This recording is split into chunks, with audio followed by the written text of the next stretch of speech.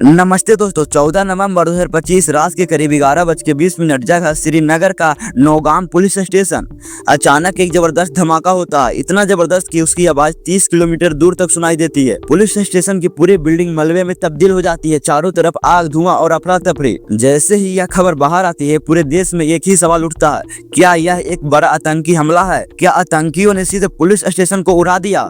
अगले कुछ घंटों में जो सच्चाई सामने आई, हुई किसी आतंकी हमले से भी ज्यादा दर्दनाक और आने वाली थी। यह एक साजिश की जांच करते हुए हुआ एक भयंकर हादसा था। इस धमाके में 9 लोगों की मौके पर ही मौत हो गई और ये 9 लोग कोई आम नागरिक नहीं थे। ये थे जम्मू कश्मीर पुलिस के बहादुर अफसर, फोरेंसिक टीम के एक्सपर्ट, क्राइम सीन फोटोग्राफर जो एक बहुत बड़े केस की जांच कर रहे थे। तो सवाल यह है कि पुलिस स्टेशन के अंदर ऐसा क्या हुआ? वहाँ इतना जबरदस्त विस्फोटक आया कहाँ? इस पूरी कहानी को समझने के लिए हमें इस धमाके से 1 महीना पीछे और 500 किलोमीटर दूर दिल्ली जाना होगा। यह कहानी है एक व्हाइट कॉलर ट्रेलर मॉड्यूल की, जिसने दिल्ली को दहलाया और जिसकी जांच ने श्रीनगर में 9 और जान ले ली। आज हम इस पूरे केस को परत दर परत खोलेंगे। दोस्तों, इस पूरी कहानी की जड़ शुरू होती है अक्टूबर 2025 में श्रीनगर के नौगाम इलाके में, जहां यह पुलिस चौकी है। कुछ पोस्टर चिपके हुए मिलते हैं। ये कोई आम पोस्टर नहीं थे, ये आतंकी संगठन जैश ए मोहम्मद के पोस्टर थे।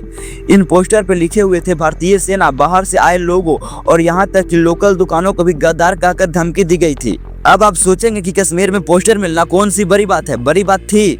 2019 के बाद इस तरह के खुलेआम पोस्टर दिखने बंद हो गए थे। पुलिस तुरंत अलर्ट हो गई। नौगाम पुलिस स्टेशन में FIR 162 दर्ज की गई और एक स्पेशल इन्वेस्टिगेशन टीम SIT बनाई गई। पुलिस ने CCTV खंगालना शुरू की और पहला धागा हाथ लगा। 3 लोग पकड़े गए जो पोस्टर चिपका रहे थे।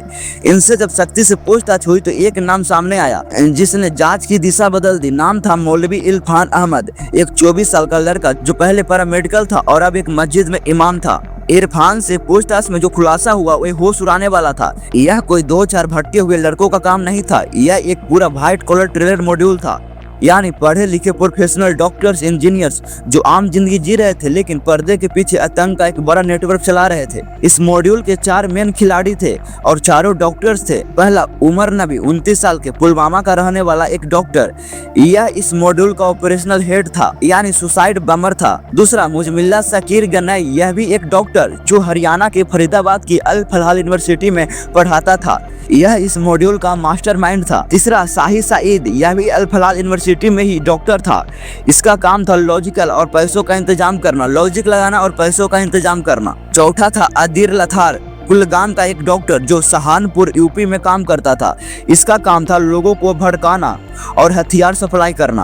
आप सोचिए, जिन्हें हम लाइफ सेवर, जीवन रक्षक कहते हैं, वे लाइफ टेकर, जीवन लेने की साजिश रच रहे थे। जम्मू कश्मीर पुलिस ने यह जानकारी तुरंत सेंट्रल एजेंसी के साथ शेयर की। 9 नवंबर को हरियाणा के फरीदाबाद में एक बड़ी रेड होती है।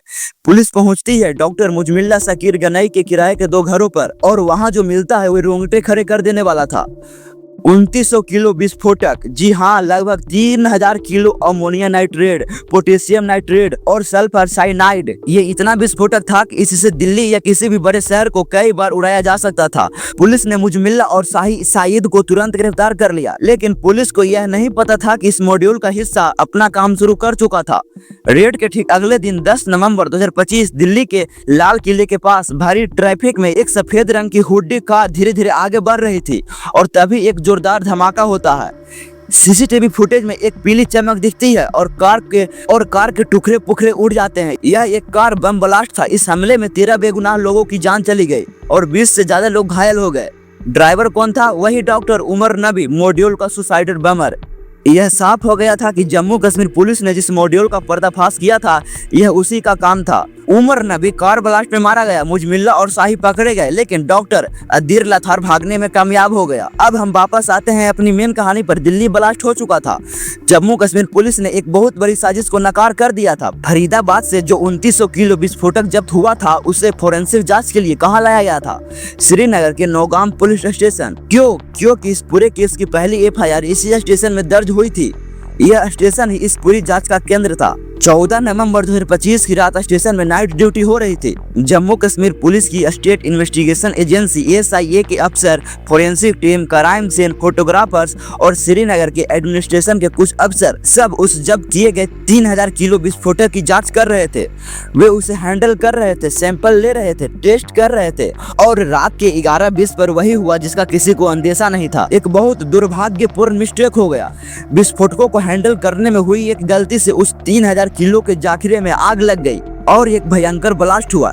यह कोई आतंकी हमला नहीं था, यह उन बहादुर अफसरों की टीम के साथ हुआ एक दर्दनाक हादसा था। ब्लास्ट इतना भयंकर था कि पूरी बिल्डिंग जमीर-दोज हो गई।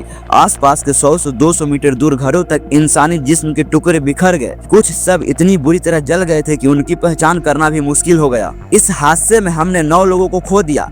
ये वे लोग थे जो अपनी ड्यूटी निभा रहे थे, जो हमें सुरक्षित रखने के लिए वे विस्फोटक की जांच कर रहे थे। इनमें शामिल थे inspector Asral Ahmad, Jammu Kashmir police SIA के एक जाबाज अफसर, 2 क्राइम सीन फोटोग्राफर्स जो सबूत इकट्ठा करने के लिए अपनी जान जोखिम में डालकर वहां मौजूद थे, श्रीनगर एडमिनिस्ट्रेशन के 2 अफसर और बाकी पुलिस और फोरेंसिक स्टाफ। इन 9 लोगों में एक नाम था मोहम्मद साफी परियाय। वे एक आम नागरिक थे, एक दर्जी जो शायद किसी काम से या टीम की मदद के लिए उस वक्त वहां मौजूद थे। जम्मू कश्मीर के DGP नलिन प्रताप ने तुरंत साफ किया, यह आतंकी अटैक नहीं बल्कि हैंडलिंग के दौरान हुई एक दुर्घटना है। किसी और तरह की अफवाह की जरूरत नहीं है। लेफ्टिनेंट गवर्नर मनोज सिंह खुद घायलों से मिलने अस्पताल गए और इस पूरे मामले की हाई लेवल जांच के लिए आदेश दिए।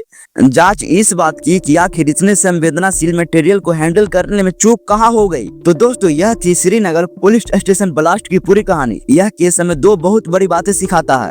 पहली, आतंक का कोई चेहरा या पेशा नहीं होता। यह भारत कोरोना ट्रेलर का एक जीता जागता उदाहरण है, जहाँ पढ़े लिखे डॉक्टर्स जिन्हें जिंदगी बचानी थी वे जाने ले रहे थे। और दूसरी और सबसे जरूरी, हमारे सुरक्षा बल, हमारी पुलिस, हमारी फोरेंसिक टीमें कितना बड़ा जोखिम उठाकर काम करती है। दिल्ली ब्लास्ट के आतंकी ने 13 जानें ली और उस आतंक के सबूत के एक हादसे में हमारे 9 और जवानों की जान ले ली। हम उन सभी 9 शहीदों को और दिल्ली ब्लास्ट के 13 बेगुनाह पीड़ितों को दिल से श्रद्धांजलि देते हैं। यह थी पूरी घटना की डिटेल्स जो विश्वसनीय सूत्रों पर आधारित थी। मेरा काम है आप तक सही जानकारी पहुंचाना बिना किसी सनसनी के। अगर आपको मेरा यह डीप ड्राइव एनालिसिस पसंद आया हो तो प्लीज इस वीडियो को लाइक करें और इसे शेयर करें ताकि सच्चाई ज्यादा से ज्यादा लोगों तक पहुंचे। और ऐसे ही डिटेल्स केस स्टडी के लिए चैनल को सब्सक्राइब करना मत भूलना। मैं आपसे मिलूंगा अगले वीडियो में, तब तक के लिए अपना ख्याल रखें, सतर्क रहे। जय हिंद।